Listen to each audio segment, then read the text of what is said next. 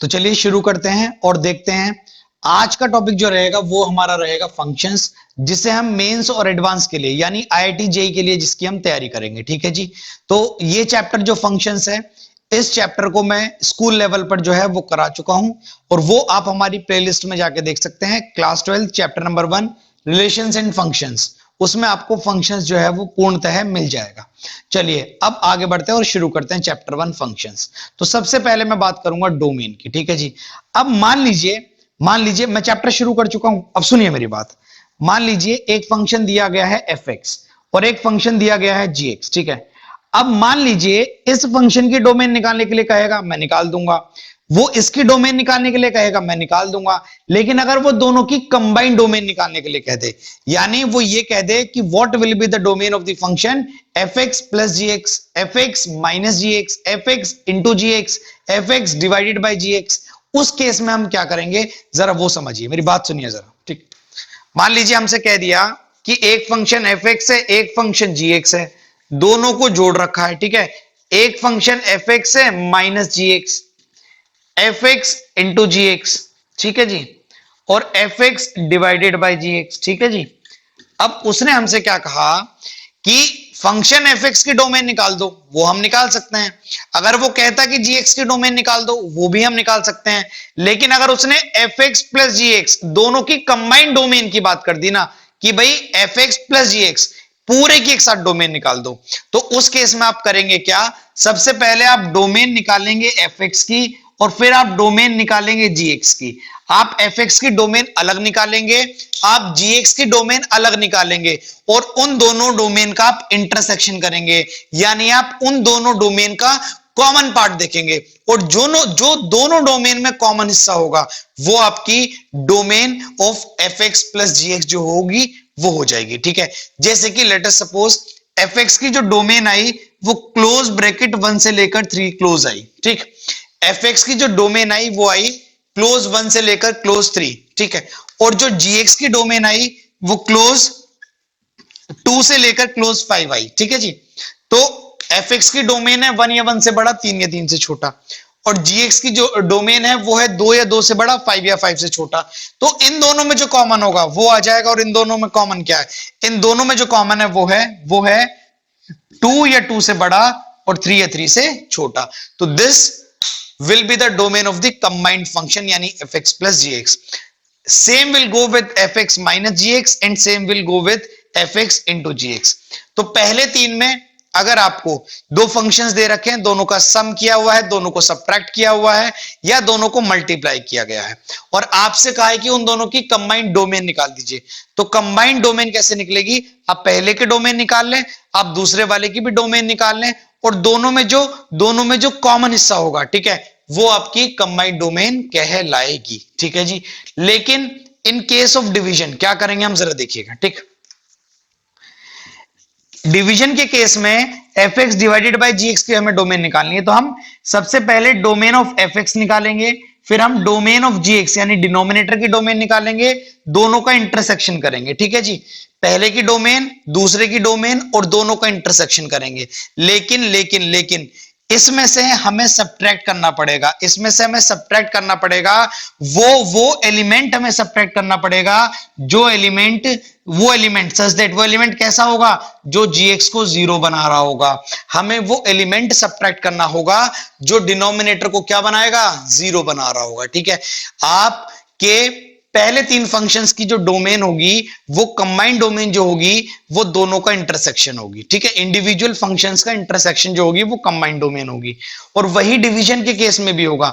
लेकिन डिवीजन के केस में आपका जो डिनोमिनेटर होगा, आप कंबाइंड डोमेन में से वो एलिमेंट निकाल दें जो डिनोमिनेटर को क्या बना रहा है? 0 बना रहा है। अगर ऐसा नहीं आप निकालेंगे तो आपका डिनोमिनेटर 0 हो जाएगा और उसकी वजह से न्यूमरेटर अपॉन समथिंग 0, तो वो अनडिफाइंड हो जाएगा। ठीक है। मेरी बात सुनिएगा। मान लीजिए एक एफ एक्स दे रखा है 2x प्लस 3, जी एक्स दे रखा है 4x प्लस 5। तो आपसे f x by g x की डोमेन पूछ ली, तो fx की जो डोमेन है वो क्या है, सेट ऑफ रियल नंबर्स। आप कुछ भी डालो, gx की डोमेन क्या है, सेट ऑफ रियल नंबर्स, कुछ भी डालो तो कंबाइंड डोमेन रियल तो हो जाएगी, लेकिन आपको उसमें से वो एलिमेंट सब्ट्रैक्ट करना पड़ेगा जो डिनोमिनेटर को जीरो बना रहा है। और डिनोमिनेटर को जीरो कौन बना रहा है भाई, डिनोमिनेटर आपका 4x + 5, तो इसे जीरो कौन बना रहा है, -5/4। -5/4 को आपको सब्ट्रैक्ट करना पड़ेगा। क्यों? क्योंकि अगर x की जगह गया -5/4, 4 से 4 कट जाएगा, -5 + 5 हो जाएगा 0, और -5/4 डोमेन, ठीक है, -5/4 डालने पर आपका gx 0 हो जाएगा और समथिंग अपॉन 0 अनडिफाइंड हो जाएगा। तो आपको पहले 3 केसेस में जो है सिर्फ कंबाइंड डोमेन निकालने के लिए इंडिविजुअल डोमेन्स निकाल के उनका इंटरसेक्शन करना होगा, वो आपकी कंबाइंड डोमेन हो जाएगी। और सेम आपको डिवीजन में करना होगा, बस एक चीज फालतू आपको ध्यान रखनी है कि डिनोमिनेटर जो होना चाहिए वो 0 के बराबर नहीं होना चाहिए। ठीक है जी, चलिए आगे बढ़ते हैं। चलिए अगला टॉपिक देखते हैं ना। तो अब क्या है कि मैं आपको ये बताऊंगा कि मान लीजिए हमारे पास कोई ट्रिग्नोमेट्रिक फंक्शन दिया हुआ है ना, और आपसे रेंज निकालने के लिए कही गई है। आपसे कहा गया है कि भाई फंक्शन की रेंज निकाल दीजिए, और फंक्शन जो है वो ट्रिग्नोमेट्रिक रेशियो से बना हुआ है। तो इसके लिए एक बड़ा सिंपल सा उपाय ये है कि आप उसे ज्यादा से ज्यादा सिंप्लीफाई कर लें। जितना ज्यादा से ज्यादा आप सिंप्लीफाई कर सकते हैं उतना कर ले, और आपका काम बड़ा आसान हो जाएगा। जैसे कि मान लीजिए क्वेश्चन दिया हुआ है, what will be the range of the function cos की पावर 4x/2 माइनस साइन की पावर 4x/2। ठीक है, कोई ऐसा फंक्शन दिया हुआ है y इज इक्वल टू, तो y की आपको रेंज बतानी है। तो आप इसे जितना ज्यादा से ज्यादा सिंप्लीफाई कर सकते हैं उतना आपके लिए बेहतर होगा। ठीक है, तो करते हैं जरा। तो इसे लिखते हैं y इज इक्वल टू, भाई इसे लिख सकते हैं cos स्क्वायर x/2 का whole square minus sine square x/2 का भी होल स्क्वायर। ठीक है, तो इसे आप a मान लें, a स्क्वायर माइनस इसे आप b मान लें, तो क्या हो जाएगा b स्क्वायर, तो ये हो जाएगा a square minus b square, और a square minus b square क्या हो जाएगा, a माइनस b और a प्लस b। तो जब a माइनस b होगा तो आएगा cos square x/2 minus sine square x/2, और जब a प्लस b होगा तो आएगा cos square x/2 plus sign square x/2, और वो कितना हो जाएगा, वो कितना हो जाएगा, वो तो आपका 1 हो जाएगा। अच्छा, 1 इंटू समथिंग, तो समथिंग रह जाएगा, सिर्फ इतना रह जाएगा।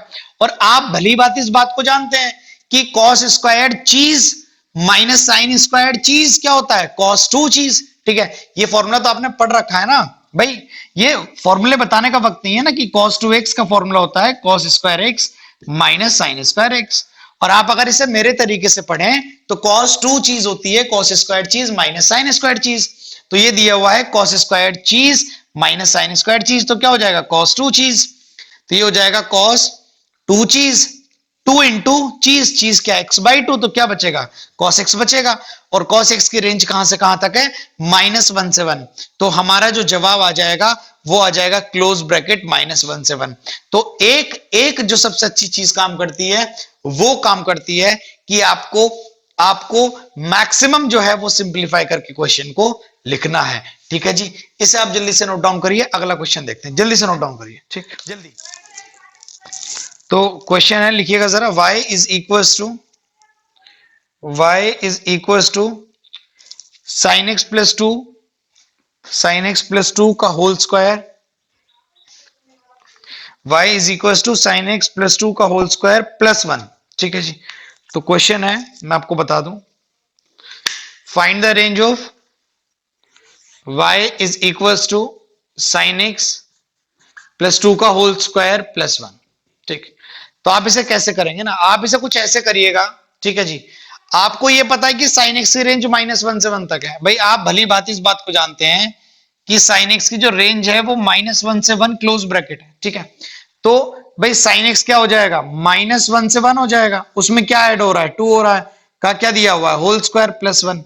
भाई साइन एक्स का कम से कम जवाब क्या आ सकता है, -1, मैक्सिमम क्या आ सकता है 1। ठीक है, मान लीजिए साइन एक्स का कम से कम जवाब आ गया -1, तो -1 में जब जुड़ेगा 2 तो क्या आएगा 1। तो जो कम से कम जवाब आ सकता है -1, साइन एक्स का कम से कम जवाब क्या आएगा -1, तो -1 में जब जुड़ेगा 2 तो -1 में जब 2 ऐड हो जाएगा तो 1 आ सकता है कम से कम आंसर, और ज्यादा से ज्यादा आंसर जो आएगा वो 1 आएगा, तो 1 में 2 ऐड होगा तो 3 हो जाएगा। ठीक है, चलिए, का होल स्क्वायर प्लस 1। ठीक, अब मिनिमम चीज जो है वो 1 है।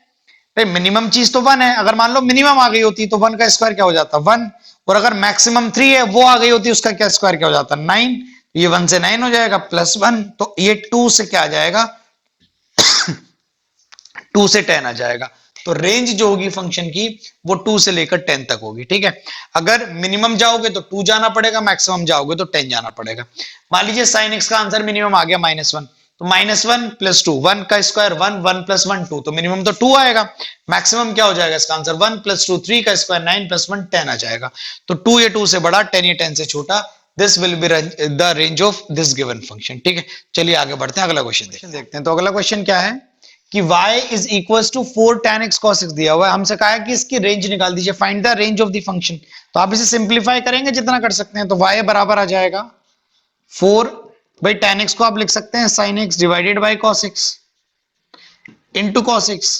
यहां पर cos x से cos x कैंसिल आउट हो गया, लेकिन आप देख पा रहे हैं ना कि cos x तो डिनोमिनेटर का पार्ट है, और अगर cos x से cos x कैंसिल आउट हो गया तो हो गया, ठीक है। लेकिन आपको यह मानना पड़ेगा कि जब आपने कैंसिल आउट किया है तो किसी भी कीमत पर cos x जो है वो 0 के बराबर नहीं हो सकता ना, भाई cos x तो डिनोमिनेटर का पार्ट है ना, और जो डिनोमिनेटर वाली चीज है वो कभी भी 0 हो नहीं सकती। तो इससे ये कैंसिल आउट हो गया, तो y जो बचा क्या बचा 4 sin x, ठीक है। अब भाई sin x जो है वो कहां से कहां तक हो सकता है, -1 क्लोज से 1 तक हो सकता है, y जो है 4 का मल्टीप्लाई है। भाई मान लीजिए sin x -1 हुआ तो -1 × 4 -4 आपका जवाब हो जाएगा, ठीक है। मान लीजिए sin x 1 हुआ तो 1 × 4 4 आपका जवाब हो जाएगा। मैं ये जवाब लिखने ही वाला था और ये कहने ही वाला था कि ये आपका जवाब है, लेकिन एक सोचने वाली चीज, भाई cos x से cos x कैंसिल आउट हो गया, ये डिनोमिनेटर की चीज है, यानी cos x कभी 0 नहीं हो सकता, ठीक है। मान लीजिए cos x 0 कब होगा, मान लीजिए 90 डिग्री पे होगा, ठीक है। तो x जो है मान लीजिए 90 डिग्री है, ठीक है। अब cos x कभी 0 नहीं हो सकता ना, अगर cos x 0 नहीं हो सकता तो इसका साफ साफ मतलब है कि sin x जो है वो कभी 1 नहीं हो सकता, क्योंकि जब जब cos 0 होगा तब तब sin 1 होगा। तो अगर cos x 0 नहीं हो सकता तो sin x 1 नहीं हो सकता, क्योंकि cos x 0 कब होगा 90 पर, यानी x 90 नहीं हो सकता, और अगर x 90 नहीं हो सकता तो sin x जो है वो आपका 1 नहीं हो सकता। तो अगर sin x 1 नहीं हो सकता तो यहाँ क्लोज नहीं ओपन ब्रैकेट आएगा, और यहाँ ओपन आएगा तो यहाँ भी ओपन आएगा, तो आपका जवाब जो हो जाएगा वो -4 से 4 ओपन ब्रैकेट हो जाएगा, ठीक है जी। चलिए आगे बढ़ते हैं, चलिए अगली बात करते हैं ना। तो अगली बात यह है कि सिर्फ 2 ही पॉलिनोमियल फंक्शंस ऐसे होंगे, सिर्फ 2 ही पॉलिनोमियल फंक्शन ऐसे होंगे, बड़ी जरूरी बात है ना, ध्यान से सुनिएगा, जिनके अंदर ये कंडीशन सेटिस्फाई होगी, f of x into f of 1/x is equals to fx plus f of 1/x, ठीक है। सिर्फ 2 ही पॉलिनोमियल फंक्शन ऐसे बने हैं मैथ्स में जिसमें ये कंडीशन सेटिस्फाई होती है, कौन सी, f of x into f of 1/x बराबर होता है किसके, fx plus f of 1/x के, ठीक है। सिर्फ दो ही फंक्शंस ऐसे बने हैं, कौन कौन से वो फंक्शंस हैं ये आपको याद रखना पड़ेगा। पहला फंक्शन है 1 + x⁴n और दूसरा फंक्शन है 1 - x⁴n, ठीक है जी। या फिर आप ये कह लीजिए +- x⁴n + 1 +- x⁴n + 1 या 1 +- x⁴n, ये 2 ही फंक्शंस हैं जो इस कंडीशन को सेटिस्फाई करते हैं, ठीक है। ये बात आपको याद में रखना है कि fx into f of 1/x is equals to fx plus f of 1/x। अगर ऐसा दिया हुआ है तो ऐसा 2 ही फंक्शंस इस कंडीशन को सेटिस्फाई करते हैं, और वो 2 पॉलिनोमियल फंक्शंस क्या क्या हैं, 1 + x⁴n और 1 - x⁴n, ठीक है जी। चलिए इस पर बेस्ड एक क्वेश्चन देखते हैं ना, एक क्वेश्चन देखते हैं। तो मैं क्वेश्चन आपको करा देता हूं, ठीक है जी। तो क्वेश्चन है कि, चलिए क्वेश्चन देख लेते हैं। क्वेश्चन है कि f of x into f of 1/x बराबर है f of x plus f of 1/x के, और हमसे कहा गया है कि f at 4 65 है, और हमसे कहा गया है कि ये बता दीजिए कि fx क्या होगा, fx जो है वो फाइंड कर दीजिए, और उसके अलावा फंक्शन की वैल्यू जो 3 पर है वो फाइंड कर दीजिए। तो क्वेश्चन क्या दिया हुआ है, सिंपल एक क्वेश्चन आएगा ना, इसमें कोई फालतू की बकवास नहीं। क्वेश्चन क्या है, F x into F of 1/x बराबर है F x plus F of 1/x के। ठीक है जी। तो एफ एट 4 अगर 65 है तो एफ एक्स क्या होगा और एफ एफ 3 क्या होगा। देखिए इस कंडीशन को सेटिस्फाई दो ही लोग कर सकते हैं। अच्छा 4 पर 65 आ रहा है भाई, 4 पर 65 आ रहा है तो ये तो हो नहीं सकता, क्योंकि ये तो माइनस दे रहा है आंसर, तो 1 माइनस दे रहा है ना, तो ऊपर वाला ही होगा, तो ऊपर वाला एफ एक्स और x तो आपको 4 दिया हुआ है, तो एफ ऑफ 4, ध्यान से देखिएगा, एफ ऑफ 4, तो ये हो जाएगा 1 प्लस एक्स तो आपका 4 है भाई, एफ ऑफ 4 65 दिया हुआ है तो मैंने x की जगह 4 पुट कर दिया। ठीक है, तो 4 मैंने पुट किया यहां पर, तो 1 प्लस 4 की पार, भाई 4 की पार कितनी करूं जो 65 आ जाए ना भाई, फंक्शन की वैल्यू 4 पर 65 आनी है, तो 1 प्लस 64 ही तो 65 होगा, और 64 क्या हो जाएगा, 4 की पार 3 हो जाएगा। ठीक है जी, तो 4 की पार 3 कितना हो गया, 64। ठीक है, प्लस 1 कितना हो गया, 65। तो फंक्शन की वैल्यू 4 पर 65 आ रही है, तो यहां पर फंक्शन जो हो गया वो हो गया f of x is equal to 1 plus x की पावर n। तो x यहां पर 4 था और n कितना आ गया, यहां से 3 आ गया, तो मुझे पता लग गया कि n कितना है, 3 है। तो उसने पूछा था कि f ऑफ x क्या होगा, तो ये वाला फंक्शन है, ये वाला फंक्शन सेटिस्फाई कर रहा है। अब वो पूछ रहा है अगर ये फंक्शन सेटिस्फाई कर रहा है तो बताओ f ऑफ 3 कितना है, तो f ऑफ 3 हो जाएगा 1 प्लस x यानी 3 की पावर n, और n कितना आया है, 3। सर आपको कैसे पता लगा n 3 आया है, भाई f 4 पर 65 है, तो जब n 3 होगा तभी तो ऐसा होगा, तो ये हो जाएगा 3 की पावर 3, 27 प्लस 1 कितना आ जाएगा, 28 आ जाएगा। तो फंक्शन की वैल्यू 3 पर कितनी आ रही है, 28 आ रही है according to this function which satisfy the condition f of 4 is equal to 65। ठीक है जी, चलिए आगे बढ़ते हैं ना।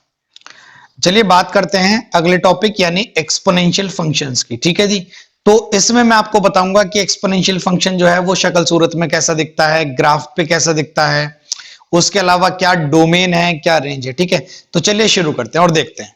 तो एक्सपोनेंशियल फंक्शन जो है वो होता है y is equal to a की पावर x। ठीक है, शक्ल सूरत में कुछ ऐसा नजर आएगा आपको एक्सपोनेंशियल फंक्शन, a की पावर x यानी 2 की पावर x, 3 की पावर x, 4 की पावर x, ऐसा कुछ एक्सपोनेंशियल फंक्शन जो है वो नजर आता है। ठीक है, इसमें आपको कुछ चीजों का ख्याल रखना है। इसमें जो a होगा, जो इसमें a होगा वो हमेशा जो है वो पॉजिटिव होगा, यानी 0 से बड़ा होगा। a जो होगा वो हमेशा 0 से बड़ा होगा, पहली बात। दूसरी बात ये कि a जो है वो कभी भी 1 के बराबर नहीं होगा। अगर इसे एक्सपोनेंशियल फंक्शन का कहलाना है तो ये जो चीज है 1, जो a है, ये कभी भी 1 के बराबर नहीं होगा। ठीक है जी, और तीसरी बात जो x होगा वो रियल होगा, क्या होगा, रियल ही होगा। ठीक है, 0 से बड़ा होगा। एक्सपोनेंशियल फंक्शन बनने के लिए a को 0 से बड़ा होना पड़ेगा, पहली बात। a जो है वो 1 के बराबर नहीं हो सकता, दूसरी बात।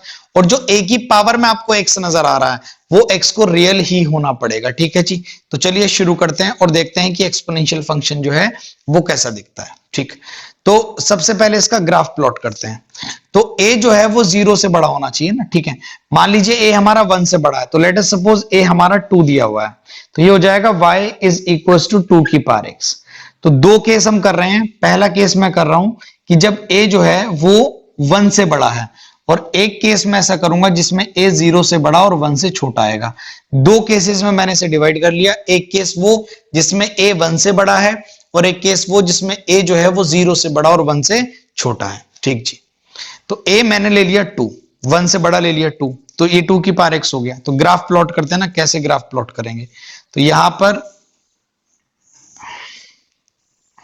एक बॉक्स बनाते हैं जिसमें x और y की वैल्यूज का जो है वो डिवीजन करके हम रखेंगे कि किस वक्त x की क्या वैल्यू होगी और क्या y की वैल्यू होगी। ठीक, मान लीजिए x 0 है तो 2 की पार्ट 0, 2 की पार्ट 0 1 हो जाएगा तो y 1 आ जाएगा, x 1 है तो y 2 है, x 2 है तो y 4 है, 3 है तो 8 है। बढ़ रहा है भाई, जैसे जैसे आप x की वैल्यू बढ़ा रहे हैं y की वैल्यू बहुत तेजी से बढ़ रही है, तो जब x इंफिनिटी आएगा तो y भी क्या आएगा, इंफिनिटी ही आएगा।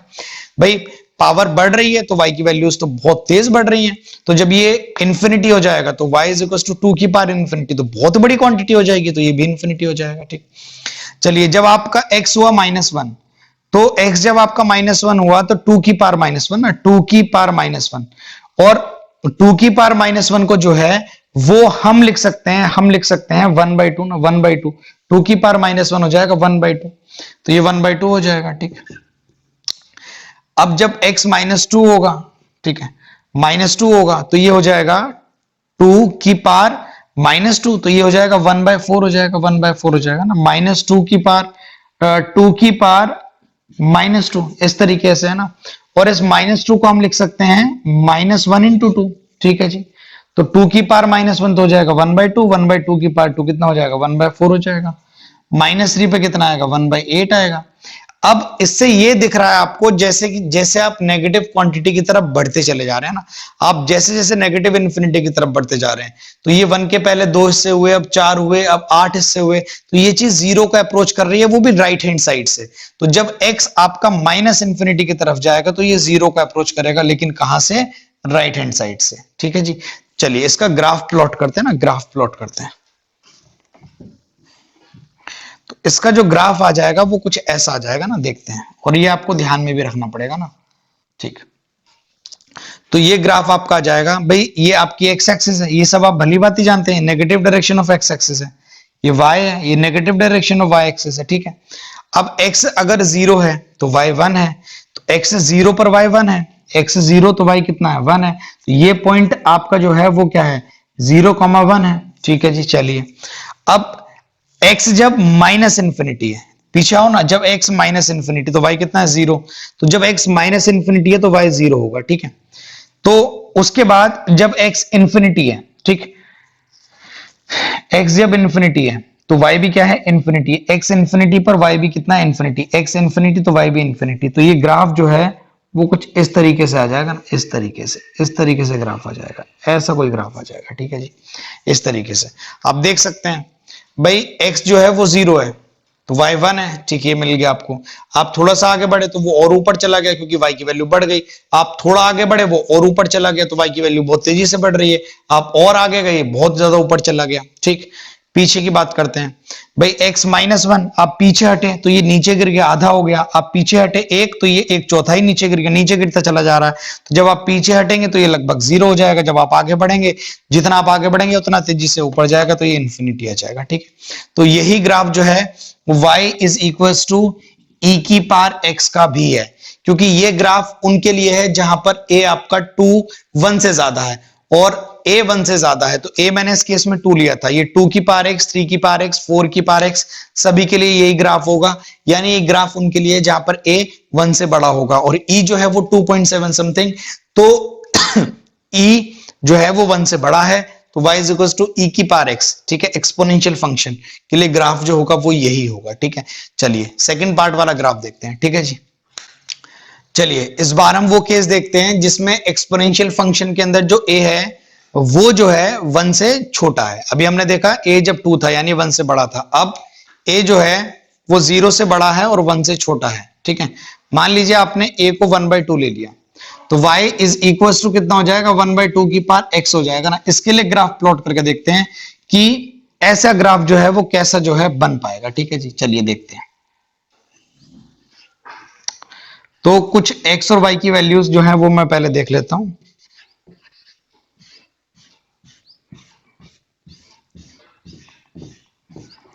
चलिए मान लीजिए x की वैल्यू आपने 0 पुट की, तो x की वैल्यू 0, समथिंग की पावर 0 कितना हो जाएगा 1 हो जाएगा, आपने 1 पुट करी 1/2 हो जाएगा, आपने 2 पुट करी 1/4 हो जाएगा, 3 पुट करी 1/8 हो जाएगा। आप बढ़ रहे हैं वो घट रहा है और वो 1 के हिस्से होते चले जा रहे हैं ना, तो जब आप इन्फिनिटी पहुंच जाएंगे तो वो 0 को अप्रोच कर जाएगा राइट हैंड साइड से। भाई आप देखो ना 1 फिर आधा, फिर ये 0 के करीब जा रहा है ना, आप बहुत तेज आगे जा रहे हो वो 0 के करीब जाए जा रहा है, अब बहुत तेज जाओगे वो 0 के बेहद करीब जाके पहुंच जाएगा। ठीक, अच्छा -1 डालते हैं, तो जब आप -1 डालेंगे तो y कितना आ जाएगा 2 आ जाएगा, -2 डालेंगे तो कितना आ जाएगा 4 आ जाएगा, -3 डालेंगे तो 8 आ जाएगा, माइनस इन्फिनिटी डालेंगे प्लस का इन्फिनिटी आ जाएगा, ऑब्वियस है। ठीक, चलिए ग्राफ प्लॉट कर देते हैं। तो ग्राफ प्लॉट करने के लिए जब x -इन्फिनिटी होगा तो y इन्फिनिटी होगा, जब x -इन्फिनिटी तो y इन्फिनिटी होगा, ये होगा। ठीक, अच्छा 0,1 0,1 x0 y1, ठीक है, ये 0,1 वाला पॉइंट आपके सामने है। ठीक, यहां लिख लेते हैं इसे 0,1, ठीक, ऐसे लिख लेते हैं। अच्छा, जब मैं x पॉजिटिव इन्फिनिटी जाऊंगा तो y जो है वो 0 पॉजिटिव जाएगा ना। जब मैं बहुत ज्यादा x इधर रहूंगा, यानी इन्फिनाइट x को मैं देखूंगा, तो y जो होगा वो एक बहुत छोटी सी क्वांटिटी होगी, तो आपका ग्राफ जो है वो कुछ इस तरीके से आ जाएगा। भाई इससे पिछला वाला ग्राफ जो है वो कुछ इस तरीके से आया था, ठीक है, वो भी 0,1 से जो है वो पास करता हुआ जा रहा था, ये भी 0,1 से पास कर रहा है, लेकिन ये कुछ ऐसा होगा ना, वो इंक्रीजिंग ग्राफ था। इंक्रीजिंग बोले तो x की बढ़ती हुई वैल्यू के साथ y की वैल्यूज बढ़ रही थी, ये डिक्रीजिंग है, यहां पर x बढ़ रहा है और y घट रहा है, ठीक है जी। तो अगर एक्सपोनेंशियल फंक्शन है और a आपका 1 से बड़ा है, ठीक है जी, a आपका 0 से बड़ा होना चाहिए, उसे दो हिस्सों में तोड़ लिया, 1 तक और 1 से बड़ा। तो अगर a आपका 1 से बड़ा है तो आपका इंक्रीजिंग ग्राफ कुछ ऐसा आएगा, और अगर a आपका 1 से छोटा और 0 से बड़ा है तो ये कुछ इस तरीके से आएगा, ठीक है। और इन दोनों की जो है वो आपको नॉलेज और ग्राफ समझ में आने चाहिए, ठीक है। अब इनकी डोमेन और रेंज की बात करते हैं ना, इसमें क्या क्या डाल सकते हैं भाई, x जो डाल सकते हैं वो क्या हो जाएगा, रियल नंबर्स, तो डाल तो कुछ भी सकते हैं, तो डोमेन जो हो जाएगी वो तो हो जाएगी सेट ऑफ रियल नंबर्स, ठीक है। रेंज की बात करते हैं ना, रेंज क्या हो जाएगी, तो आप देख पा रहे हैं भाई आपको रेंज जो है वो आपकी y एक्सिस भी तो आपको रेंज बता सकती है, ठीक है भाई। x एक्सिस कहां से कहां तक कवर है, x एक्सिस तो पूरी माइनस इन्फिनिटी से इन्फिनिटी कवर है, यहां भी पूरी माइनस इन्फिनिटी से इन्फिनिटी कवर है।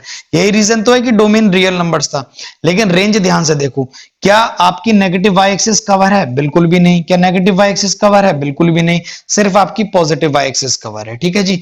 तो आपकी जो रेंज हो जाएगी वो हो जाएंगे रियल, कैसे, पॉजिटिव के, क्या हो जाएंगे, पॉजिटिव रियल, या ये कह लीजिए 0 या 0 से बड़े। तो डोमेन रेंज आपको पता लग गया, एक्सपोनेंशियल फंक्शंस का ग्राफ आपको पता लग गया।